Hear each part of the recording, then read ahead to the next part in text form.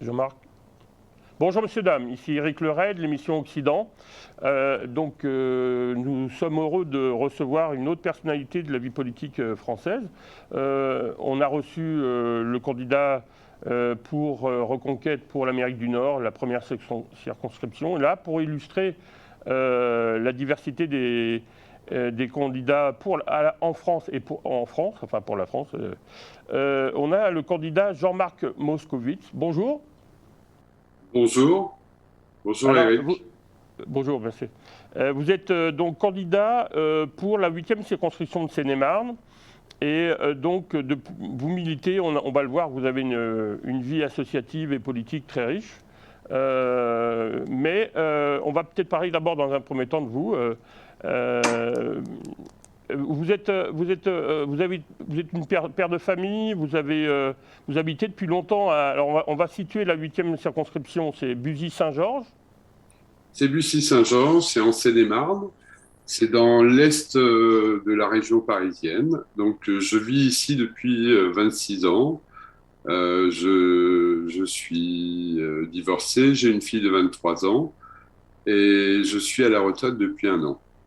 Ah non, c'est ça. Et auparavant, j'étais juriste dans une grande entreprise, expert en droit du travail et en négociation salariale. C'était important d'en parler au début pour ne pas l'oublier. Vous avez Emmanuel Mérimée. Alors Mérimée, ça fait référence à un nom célèbre en France. Oui, effectivement, mais Emmanuel n'est pas de sa famille. Voilà, c'est ma suppléante. Elle a 26 ans. C'est une jeune femme dynamique, très impliquée dans la vie locale, qui est ingénieure, conducteur de travaux. Et qui sera donc ma suppléante lors du scrutin aux élections législatives. Alors, je voulais avoir un petit commentaire avant de commencer par votre biographie, comme vous l'avez commencé à le faire comme juriste et comme dans le syndicalisme. Mais Zemmour a fait 7,7% en arrivant devant les Républicains, quand même, en 4e position. Quel était votre sentiment à ce moment-là, vu la façon dont il avait été géré par les médias subventionnés, qui le mettaient à hauteur de deuxième ou troisième avec des 15-20%. Est-ce que vous croyez qu'il y a eu une manipulation ? Il y a eu un acharnement contre lui, effectivement. La campagne a très bien démarré, la campagne d'Éric Zemmour, et il est monté jusqu'à 17-18%. Et bien évidemment, ça n'a pas plu du tout à l'intelligentsia parce que personne n'avait imaginé un second tour Emmanuel Macron face à Éric Zemmour. Or, les médias ont tout fait pour le diaboliser dès lors où il est passé devant Marine Le Pen pour le rendre infréquentable. Et à ce moment-là est arrivée la guerre en Ukraine et les médias ont stoppé tous les débats, toutes les émissions consacrées aux élections présidentielles pour faire de l'Ukraine 24 heures sur 24 et ne parler que ça. Ce qui fait qu'à aucun moment on a pu débattre sur le bilan d'Emmanuel Macron. Les quelques interventions où Éric Zemmour passait à la télévision, on le diabolisait, on le traitait de pétainiste, de vouloir réhabiliter Pétain. Enfin, il a eu droit à tout. Et donc la courbe s'est inversée. On a dédiabolisé Marine Le Pen, ce qui fait qu'elle est repassée devant Éric Zemmour. Et voilà. Donc en fait, cette élection, les médias ont largement contribué à éviter qu'il soit au second tour. Alors, le 18 mai, on a confirmé que Éric Zemmour était candidat, donc ça veut dire que son action s'inscrit dans le long terme et non pas, comme justement les médias subventionnés le disaient, disons dans le court terme, parce qu'il pensait qu'il allait peut-être revenir comme chroniqueur, mais non. Est-ce que ça vous a rassuré et ça a renforcé votre engagement auprès de lui ? Mais écoutez, nous, on était au courant qu'on s'inscrivait dans la durée. Moi, j'ai fait toute la campagne présidentielle en tant que responsable de la circonscription pour Éric Zemmour. On savait que après l'élection présidentielle, de toute façon, il y aura un nouveau combat amené pour les élections législatives et que le parti était là pour durer avec son président Éric Zemmour. Très bien. Alors, donc, pour nous, en tant que cadre du parti, ce n'était pas une surprise, au contraire, on est ravis. Ok. Alors, donc là, on a compris que vous êtes quand même dans un parti, un appareil, et vous n'êtes plus indépendant. Alors, on va voir vos engagements. Mais donc, vous êtes présenté, mais effectivement, vous êtes un expert en droit du travail, négociation collective salariale. On va voir pourquoi. Juriste dans un grand groupe français. Et vous avez conduit des équipes de négociation pour des accords d'entreprise et des conventions collectives nationales. Et vous avez été élu magistrat au Conseil des prud'hommes durant 12 ans. Et vous avez présidé des audiences en section commerce et en référé. Donc là, on voit que vous avez une très, très grande expérience du monde syndical, du monde du droit du travail, etc. Du monde de l'entreprise. Oui, de l'entreprise aussi, oui. Alors, d'où vous vient cet engagement? Est-ce que vous avez toujours été attiré par le monde, disons, du syndical? Parce que je crois que vous avez milité aussi à la CFDT, CFTC. J'ai été responsable juridique à la CFDT. Oui, j'ai toujours eu des engagements syndicaux et politiques depuis toujours. Mais dans le cadre de mon travail, c'était un petit peu différent puisqu'il s'agissait de négocier des accords pour un grand groupe français qui allait profiter à 10 000, 20 000 salariés. Et donc, c'était passionnant. Voilà. Donc j'ai toujours effectivement eu un parcours engagé qui s'est poursuivi dans ma vie privée puisque j'ai créé une association qui s'appelle Europe Israël, dont je suis le président depuis 13 ans maintenant. On va revenir sur elle tout à fait en fin d'interview.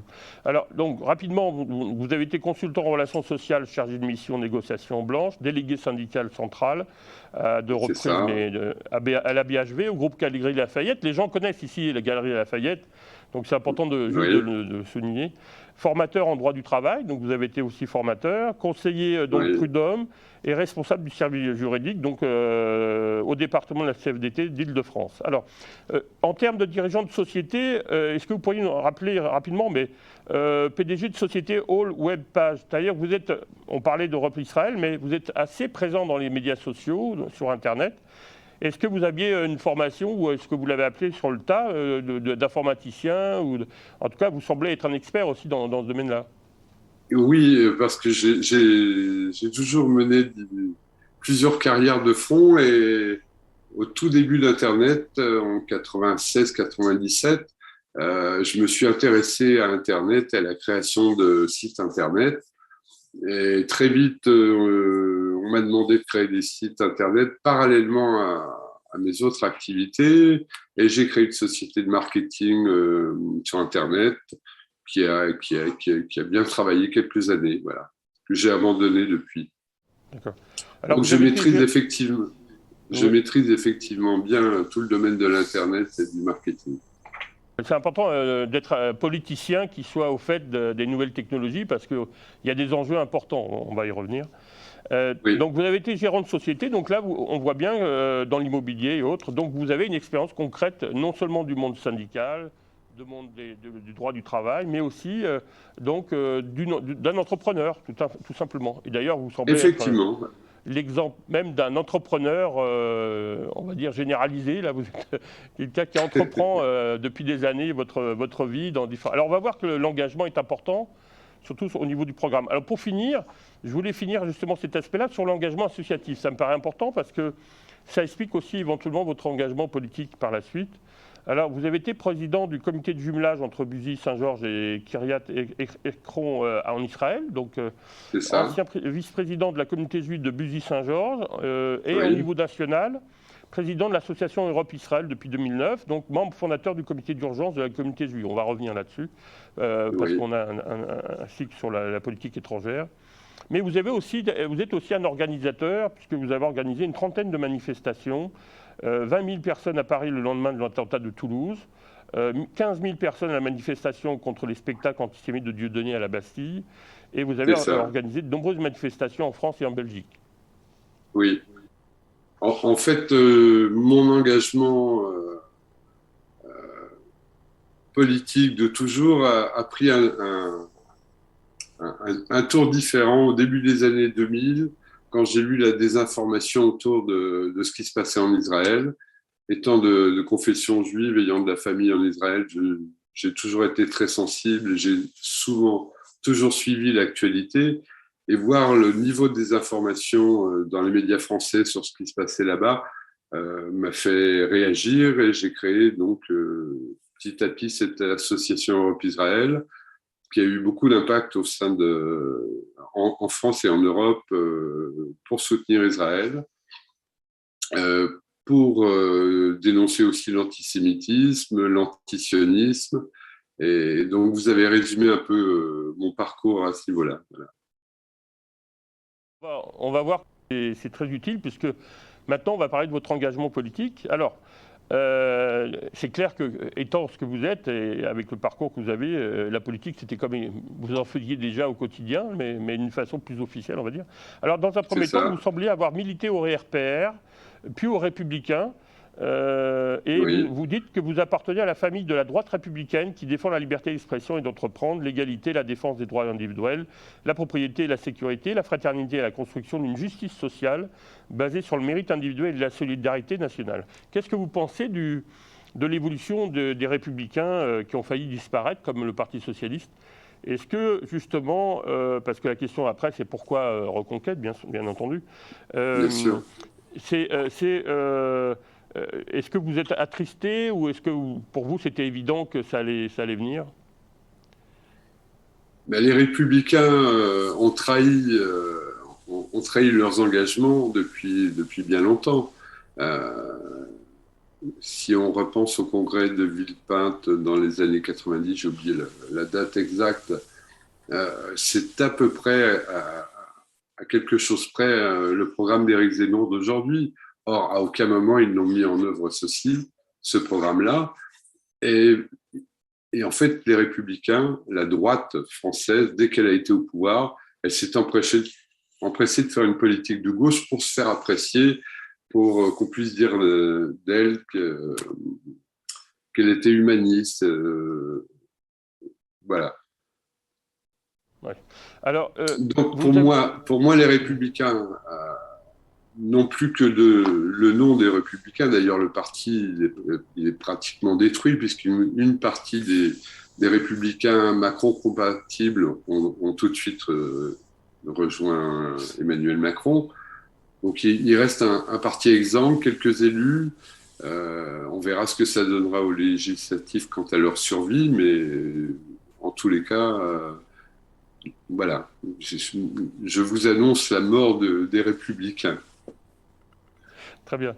Alors, vous avez été aussi une expérience concrète en politique avant de devenir, vous êtes candidat pour devenir député, mais vous étiez colistier lors des élections municipales à Buzy-Saint-Georges, aux côtés d'Hugues Oui. Rondeau, d'hiver droite, puis Chantal Brunet, républicain donc.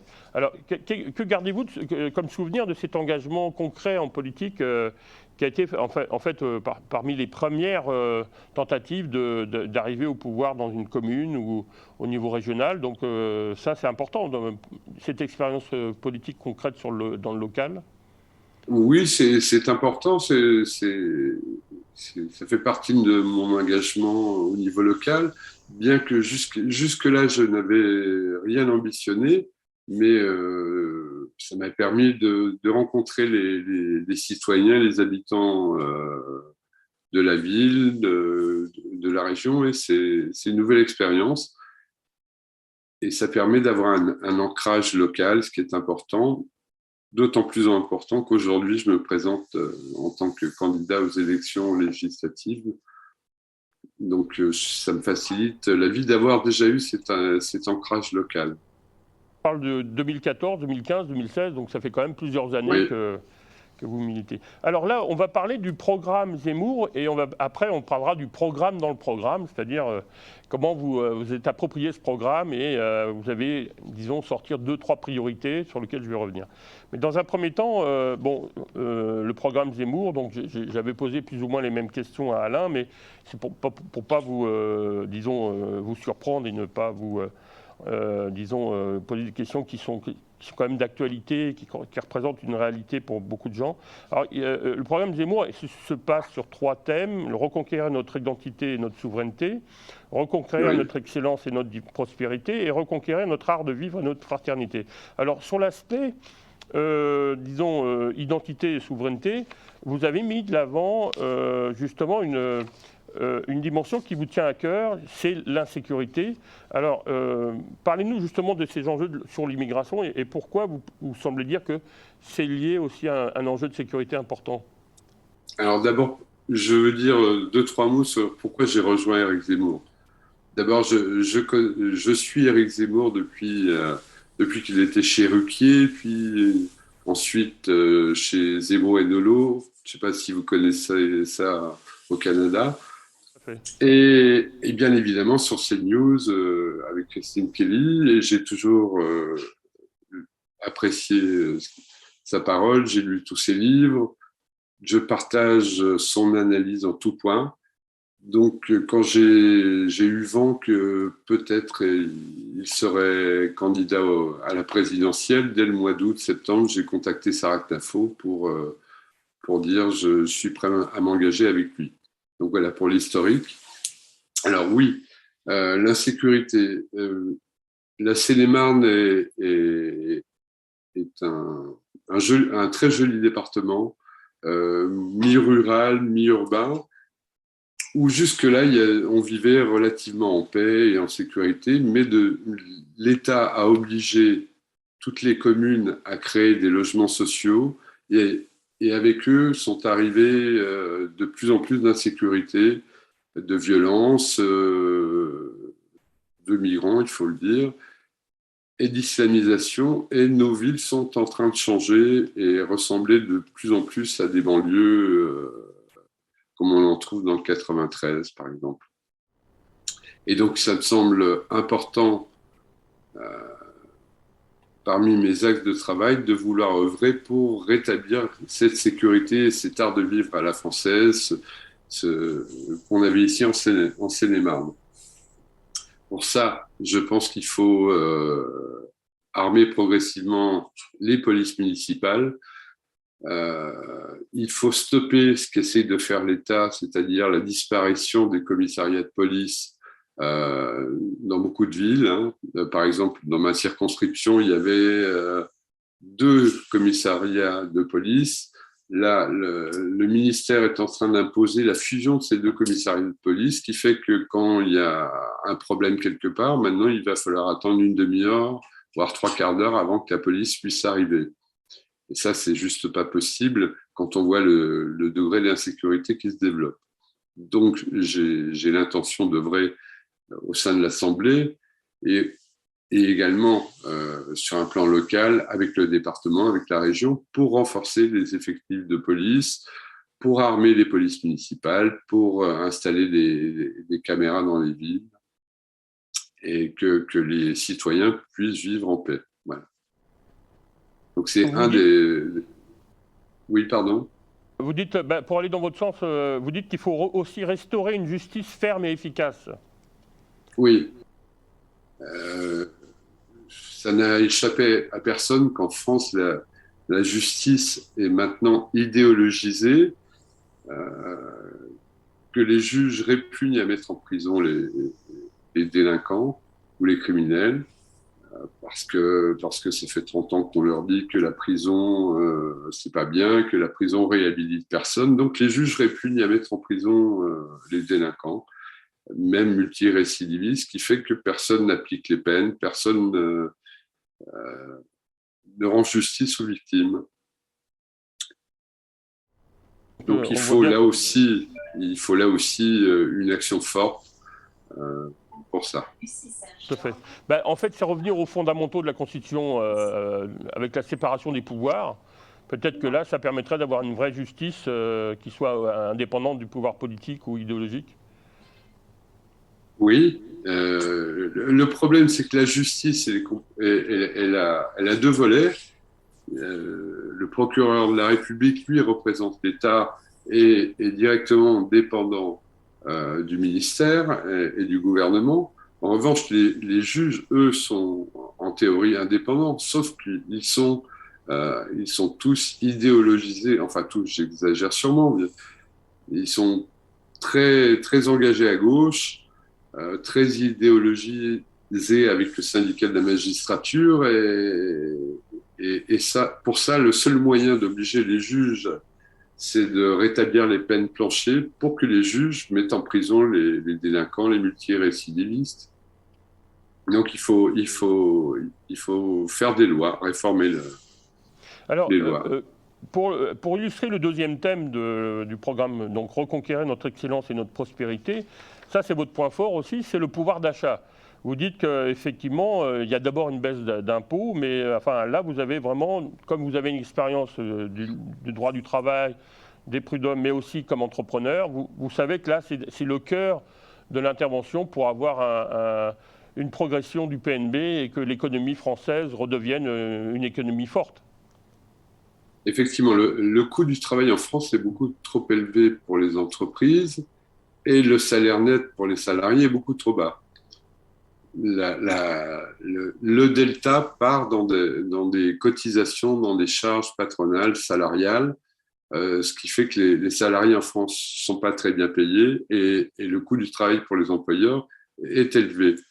Donc, je pense il faut s'appuyer sur les propositions d'Éric Zemmour qui consistent à ne pas toucher au coût du travail globalement pour que ça ne coûte pas plus aux entreprises, mais en revanche, il faut supprimer une partie des charges sociales pour augmenter le salaire net pour les salariés et redistribuer ainsi du pouvoir d'achat. Il faut savoir qu'une grosse partie de ces cotisations sociales servent à financer les prestations sociales pour des émigrés, des étrangers qui viennent en France. Et si vous voulez, tout est lié. Le fait qu'on accueille de plus en plus d'immigrés coûte de plus en plus cher en prestations sociales à la société française, et ce sont les entreprises et les salariés qui financent tout ça. Il y a une minorité de gens qui travaillent pour payer tout le projet social de la France, quoi, en fait. Exactement. En fait, les Français ont mis en place des prestations sociales et une protection de qualité, mais qui étaient destinées aux Français. Elle n'était pas destinée à financer toute la misère du monde, si je puis m'exprimer ainsi. Or, aujourd'hui, cette protection sociale est totalement dévoyée puisqu'on fait venir des gens, on laisse venir des gens du monde entier qui profitent de nos prestations sociales sans n'avoir jamais cotisé le moindre centime. Et ça, c'est plus supportable pour la France. Si ça l'était à l'époque des 30 Glorieuses, aujourd'hui, l'économie française ne va pas très bien. Et ni les entreprises ni les salariés ne peuvent supporter d'avoir à payer sans cesse pour des gens qui viennent d'arriver. La proposition d'Éric Zemmour, c'est de supprimer les prestations sociales non contributives pour tous les étrangers. Et je pense que c'est fondamental. Imaginez que vous veniez du Maroc ou de Tunisie, ben vous pouvez venir vous faire soigner gratuitement en France. Vous pouvez bénéficier immédiatement ou assez rapidement d'un logement social, logements sociaux auxquels les Français n'y ont plus le droit, puisqu'on les réserve en priorité pour les migrants, pour les familles de migrants. Alors, donc, tout ça ne tient plus la route. Voilà. Ouais. Alors, justement, avant de passer au dernier thème sur le plus de démocratie, enfin, comme vous êtes dans le domaine de la presse, mais je voulais avoir un commentaire parce que dans le deuxième thème de reconquérir notre excellence et notre prospérité, il y a construire notre souveraineté numérique. Alors, comme vous êtes un expert en nouveaux médias, et je voulais avoir un peu votre commentaire par rapport à ça. Est-ce que vous avez une position sur cette souveraineté numérique ? Alors, cette souveraineté numérique passe par relancer On avait en France des entreprises dans les télécoms qui étaient très à la pointe, qui ont toutes disparu petit à petit. Et aujourd'hui, on est obligé d'acheter la 5G à des entreprises chinoises. Je pense qu'on a assez d'excellence en France pour que nos entreprises puissent mettre en place la 5G, par exemple, comme déployer la fibre partout pour avoir le plus haut débit possible. Enfin, il y a tout un tas de mesures dans le programme d'Éric Zemmour autour de ça.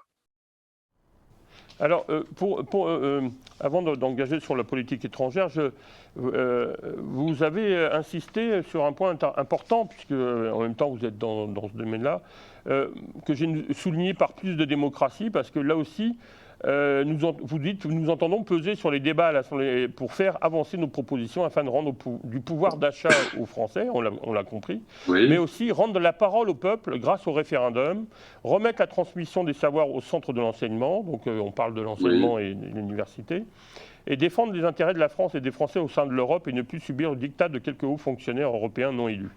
Donc là, plus de démocratie, c'est quand même donc plus de représentation nationale. Alors, est-ce que vous êtes dans une logique, différents candidats le disent, de ne pas quitter l'Europe, mais on va dire mieux d'Europe? Moi, je dirais plus de nations et plus d'autonomie dans l'Europe. Ce qui est un peu différent des autres partis. Nous souhaitons retrouver de la souveraineté. Ça ne veut pas dire quitter l'Europe, mais c'est faire passer d'abord le droit français avant le droit européen, avant le diktat de la Commission européenne qui impose à tous les pays membres des règles et des lois qui deviennent supérieures aux droits nationaux. Et ça, ça devient insupportable. Commissaires qui ne sont même pas élus. Commissaires qui ne sont pas du tout élus, non, effectivement. Ce sont des hauts fonctionnaires payés par l'Europe, mais qui n'ont aucune légitimité électorale. Est-ce que justement il y aurait une réflexion, en tout cas du parti Reconquête, sur justement d'encadrer la participation des fonctionnaires à la vie politique qui n'ont pas, comme on l'a vu dans différents partis, n'ont pas d'obligation vis-à-vis des électeurs et ça rend un peu, disons, leurs décisions, on l'a vu Macron avec son mépris des gilets jaunes, ça les sent comme si au-delà d'une responsabilité par rapport aux citoyens, quoi. On vient de le voir encore récemment, puisque Ursula von der Leyen voulait imposer, jusqu'à présent, il faut qu'il y ait l'unanimité de tous les pays pour prendre des décisions. Et comme il n'y a pas souvent l'unanimité de tous les pays, Ursula von der Leyen, qui je le rappelle n'est pas élue par aucun peuple en tous les cas, voulait supprimer cette unanimité pour mettre à la place une majorité simple. Heureusement, c'est pas passé. Personne, pour l'instant, n'en est d'accord. Donc, on voit bien que ces gens qui sont des hauts fonctionnaires, des technocrates, veulent imposer à l'ensemble de l'Europe des règles et des lois sans qu'il y ait le moindre débat dans chaque pays. Et pour nous, Français, c'est inadmissible. Alors là, on va parler un peu de politique étrangère, rapidement. Hein. Bon, je ne veux pas vous embêter avec ça non plus trop, mais en même temps, je trouve que c'est important parce que vous l'avez dit, l'actualité quand même s'est développée. Alors vous êtes fondateur et dirigez le site d'information Europe-Israël, créé en 2009. Oui. Donc, en même temps, vous relayez la pensée d'Éric Zemmour. Donc j'aimerais avoir sa position, éventuellement, ou celle du parti, sur Israël, en particulier sur le fait de reconnaître Jérusalem comme sa capitale. Alors, Éric Zemmour en a parlé très rapidement.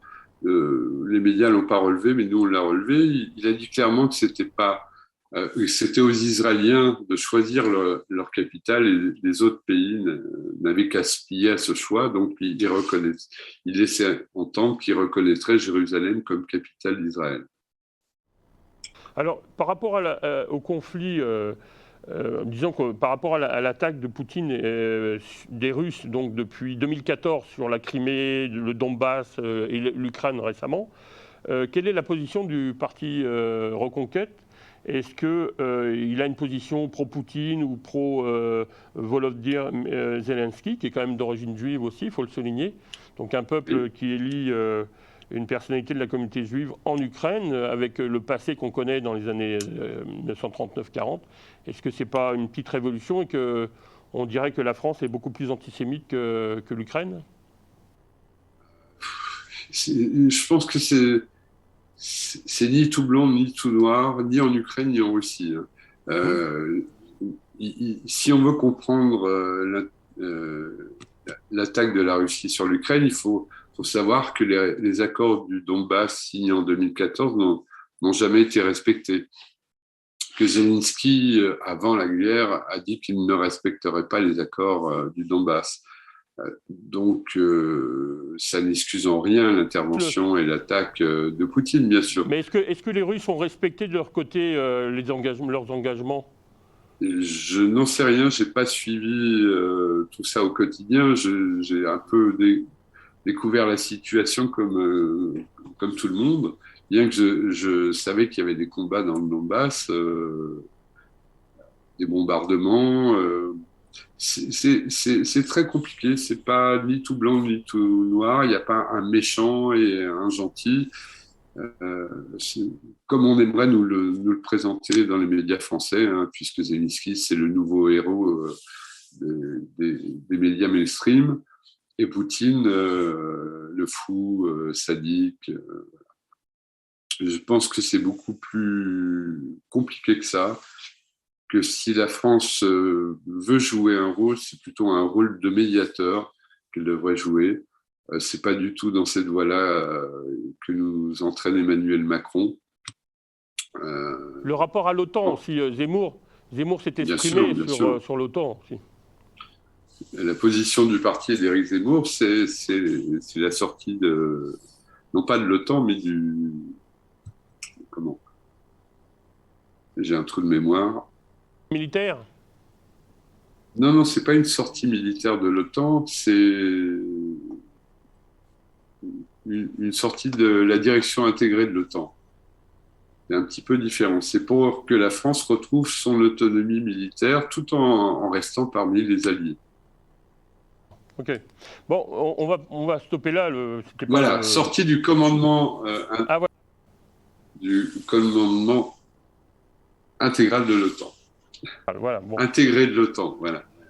Donc, je reviens sur le mandat de reprise Israël rapidement, avant de vous poser pour conclure un commentaire sur le nouveau gouvernement d'Elisabeth Borne. Donc, votre site est un site d'information conservateur qui soutient les patriotistes, qui dénonce depuis 12 ans les dangers de l'islam et de l'islamisme, de l'immigration, on en a parlé. Mais vous dites que vous avez largement contribué à la réinfosphère, comme on dit, on utilise aussi ce terme ici à Lux Média, nommé fachosphère par la gauche, aux côtés de Souche, des ripostes laïques, résistance républicaine, Dreuze, valeurs actuelles. Alors, comment vous vous situez actuellement? Est-ce que vous avez du soutien de la part par rapport à votre démarche de candidat? Est-ce que Reconquête est vue positivement par ces différentes plateformes? Oui, bien sûr. Je pense que toutes ces plateformes ne cachent pas leur soutien direct ou indirect à Éric Zemmour et à Reconquête. Bon, à titre personnel, je n'ai sollicité l'aide de personne, mais je sais que tous relaient les articles et voient plutôt la candidature d'Éric Zemmour à la naissance de Reconquête comme une bonne nouvelle dans le paysage politique français. Alors, il y a quelque chose qui est très intéressant que je n'avais pas vu au départ, c'est que vous êtes à l'origine de la révélation des informations sur la proximité d'Alain Juppé avec les frères musulmans ayant permis sa défaite lors des primaires de 2017. Alors, je ne sais pas si vous êtes au courant, mais il a passé plus d'1 an. M. Juppé était ici comme professeur à l'ENAP pendant 1 an, lorsqu'il faisait son mea culpa juridique. Puisqu'il n'avait plus le droit d'être élu, donc il était parti de la mairie de Bordeaux, mais Juppé était présent. Alors, rapidement, quel était l'impact est-ce que le fait que vous ayez révélé ces informations, c'est ce qui explique sa défaite aux primaires de 2017 ? Ça serait présomptueux de notre part de dire que c'est nos seules informations qui permis sa chute lors des primaires. Mais ça a largement contribué, oui, puisque tout ce réseau de réinfosphère s'est saisi des informations des uns et des autres, et ça a fait boule de neige, ça a été relayé partout, et je pense que ça a contribué à droite à faire qu'il perde la primaire. Oui. Parce que donc Alain Juppé, il tenait un blog ici, enfin, même son bureau avait pris feu, donc il y a quand même quelques années. Hein. Mais enfin, bon, c'était lié à l'affaire de Chirac avec la ville de Paris. Voilà, donc on a eu... Je me rappelle. Voilà. Alors, vous avez aussi soutenu Génération Identitaire, qui a été, je crois, fermée par le gouvernement. Oui, oui, oui. On les a soutenus parce que leur combat était juste, qu'il était non violent. Hein. Ils se contentaient de montrer publiquement que la France était une passoire sur le plan migratoire et de solliciter la police pour qu'elle fasse son travail. Et c'est assez paradoxal parce qu'on a dissous cette association non violente, pacifiste, simplement parce qu'elle demandait à l'État de faire son travail. Alors, donc bien sûr, vous soutenez en général les patriotes et leur combat. Bon. Alors, moi, j'aimerais savoir comment vous voyez la nomination d'Elisabeth Borne, qui est quand même une ministre très marquée à gauche. Bon, elle a un passif d'une école, c'est une ancienne école de l'école polytechnique, promo 1981. Elle a fait le corps des ponts et chaussées, ingénieur en chef, d'ingénieur général aussi. Donc, et puis elle a une brillante carrière, on va dire, auprès de Pierre Méhaignerie, Lionel Jospin, Jacques Land, au ministère de l'Éducation. Elle a travaillé dans le chemin de fer, dans le transport, donc directrice de l'urbanisme à la mairie de Paris avec Bertrand Delanoë, donc, et en particulier directrice de cabinet de Ségolène Royal, en passant par la RATP. Donc elle a quand même, bon, très proche du Parti Socialiste, on ne va pas revenir là-dessus, mais j'aimerais vraiment avoir votre avis parce que c'est quand même un choix très particulier. Bon, le fait qu'elle soit une femme, encore, ça, pourquoi pas, mais elle est quand même très marquée à gauche. Donc est-ce que le gouvernement Macron est un gouvernement de gauche ? Macron est un homme de gauche. Il vient de la gauche, du Parti socialiste. Il a été ministre de l'économie de François Hollande. C'est un homme de gauche. S'il a, lors de son premier quinquennat, godillé un petit peu, tantôt à gauche, tantôt à droite, pour essayer de faire de l'électoralisme et de saupoudrer un peu partout, pour son second mandat, qui normalement devrait être le dernier, il prend un virage vraiment à gauche avec Elisabeth Borne, mais aussi avec Pape Ndiaye, le nouveau ministre de l'Éducation nationale, qui est un wokiste, progressiste, indigéniste. C'est un vrai virage à gauche, voire à l'extrême gauche, là, pour le coup. Est-ce que vous pensez que le choix, justement, n'est pas aussi une façon de séduire l'électorat de Mélenchon ? Bien sûr. Bien sûr, il sait pertinemment qu'en nommant Elisabeth Borne 15 jours, 3 semaines avant les élections législatives, il peut tenter les socialistes de voter pour les candidats macronistes. Oui, bien sûr. Et en plus, ça va être candidat, je crois que dans le Calvados, en Normandie en tout cas, dans la région familiale. Donc ça sera la première fois qu'elle va être élue, si jamais elle est élue, non ? Qui ça ? La première ministre. Ah, Elisabeth Borne, oui, je ne sais pas du tout où elle fait campagne. En Normandie, oui. Vous êtes mieux renseigné que moi. Donc, vous avez eu le commentaire, j'avais une question sur le ministère de l'Éducation, vous venez d'en parler, c'est parfait. Mais il y a quand même une chose importante, il semble que le secrétariat d'État pour les étrangers a été, pas supprimé, mais en tout cas, on se demande où il est, quoi. J'avoue que je n'ai pas regardé tous les ministères en détail. J'ai été choqué par la nomination de Pape Ndiaye et par la nouvelle ministre, j'ai oublié son nom, ça va me revenir, Rima Abdul Malak, la nouvelle ministre de la Culture, qui est proche des mouvements pro-palestiniens. Ça aussi, c'est un tournant. Macron laissait entendre qu'il allait adoucir sa position vis-à-vis d'Israël, et pour le coup, là, il nomme des gens qui sont fondamentalement anti-israéliens. Israélien, tout à fait. Alors, pour finir, je voulais parler de l'agenda. Vous avez été à Chessy le 25 mai dernier, puis le 30 mai, vous êtes à Roissy. Alors, est-ce que vous pourriez nous parler de ces rencontres, et puis est-ce que vous avez différentes dates à nous proposer Oui, je pourrais venir vous voir. Alors, je ne sais pas si vous viendrez du Canada, mais Non, les parce que Français la pourront vidéo va venir. être diffusée en Oui, France. je plaisante. Alors, effectivement, j'ai fait une première réunion publique le 25 mai à Chessy. J'en ai une autre à Roissy-en-Brie le 30 mai, donc lundi. Une suivante à Ozoir-la-Ferrière le 3 juin. Ensuite à Damar le 6 juin. Et je terminerai la campagne le 9 juin à Bussy-Saint-Georges, la ville où j'habite. Donc, pour rappeler aux auditeurs, donc il y a un premier tour le 4 juin, c'est ça? Non, le premier tour, c'est le 12 juin et Ah, le 12 juin. second tour, le 19 juin. Ah, voilà, ok, parfait. C'est important de rappeler les bonnes dates. Donc, parce qu'il y a à peu près plus de 100 000 personnes d'origine française ici, mais disons que la plus grande majorité ont voté Mélenchon ou Macron.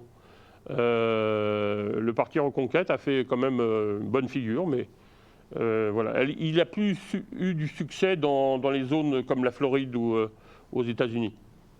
Ah oui, Où il a atteint des 25% quand même. 25%, c'est très bien. Ouais. Ouais. Alors, pour finir, je voulais mettre votre site internet. Donc, c'est www.moscowitz2022.fr. Donc, Moscowitz, bon, je rappelle, C'est ça. Moskowitz. Est-ce que, bon, pour conclure, est-ce que vous auriez un petit message d'espoir à nous donner? Oui, d'abord vous dire pourquoi c'est important de voter pour moi, pour les habitants de ma circonscription, parce que on l'a vu avec le premier tour, puis le second tour des présidentielles. Le soir du premier tour, Éric Zemmour a appelé à voter Marine Le Pen en espérant que celle-ci pourrait faire l'union des droites. Marine Le Pen a perdu au second tour. Tout de suite, nous avons appelé le parti Reconquête et Éric Zemmour à une union des droites pour présenter des candidats communs avec la partie républicaine des LR qui reste, le Rassemblement national, Éric Dupond-Aignan, et personne n'a voulu de cette union. Et si on avait réalisé cette union et présenté des candidats communs, on aurait pu peut-être avoir une majorité à l'Assemblée nationale. Donc c'est très triste et dommage. Et donc je veux dire que les vrais candidats qui veulent l'union des droites et des patriotes, ce sont les candidats Reconquête. Et je pense que tous les gens de droite, tous les gens conservateurs ont vu que la candidature Rassemblement national ne sert à rien. Marine Le Pen a perdu pour la 3e fois. Elle ne sert qu'à maintenir en vie son parti et son statut de présidente et son salaire, rien d'autre. Elle ne veut Parce pas le que, pouvoir, elle ne veut pas d'union des droites pour prendre le pouvoir. Donc mais juste, oui, excusez-moi. nous, le parti Reconquête et tous ces candidats, nous sommes vraiment la seule incarnation de l'union des droites et c'est pour ça qu'il faut voter pour nous. Rebondir justement sur votre commentaire, parce qu'on a vu qu'au débat, Macron-Le Pen, qu'elle ne voulait vraiment pas trop le pouvoir, parce qu'on n'a pas senti une personne qui voulait devenir présidente, quoi. Ah non, mais c'est clair. Elle a voulu se faire passer pour une gentille femme qui élève des chats, mais elle avait, à aucun moment, elle n'a attaqué Emmanuel Macron sur son bilan catastrophique. Elle avait toutes les billes en main, hein. Le bilan catastrophique d'Emmanuel, le bilan économique d'Emmanuel Macron est catastrophique. Elle pouvait aussi attaquer Macron sur les affaires McKinsey, les affaires Alstom.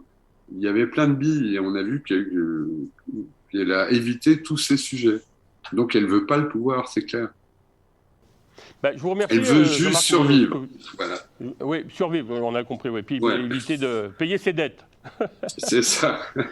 Ben, merci beaucoup pour le temps que vous nous avez accordé. Je trouve que les deux interviews entre Alain et vous, Jean-Marc, ça permet d'avoir une idée plus réelle que la façon dont on s'est présenté par les médias traditionnels, de votre réalité et vos difficultés aussi. Parce que, bon, si Éric Zemmour a été noirci, la façon dont il faisait campagne et son programme surtout, qu'on n'a pas beaucoup abordé, c'est quand même, ça prend un certain courage quand même de vouloir l'accompagner. Donc on vous rend hommage pour la façon dont vous avez. Donc moi j'inviterai simplement les Merci. gens de... Si je peux ajouter juste un mot. On a présenté dans la presse la défaite d'Éric Zemmour, mais ce n'est pas une défaite, c'est le début d'une nouvelle aventure. Éric Zemmour, pour la première fois où il se présente, fait 7%. On réunit actuellement le plus gros parti en France avec 125 000 adhérents. Pardon. Les meetings d'Éric Zemmour étaient pleins, au Trocadéro, nous étions 100 000. Donc c'est un nouveau mouvement qui prend de l'ampleur. Voilà. Okay. Écoutez, merci de l'avoir souligné. Je vous remercie beaucoup pour votre attention. Et puis, moi, je dirais simplement, allez voter. La vie démocratique, c'est d'aller voter. Donc, peu importe le choix que vous aurez, il faut aller voter, il faut faire vivre cette démocratie et la renforcer. Merci beaucoup et à une prochaine fois.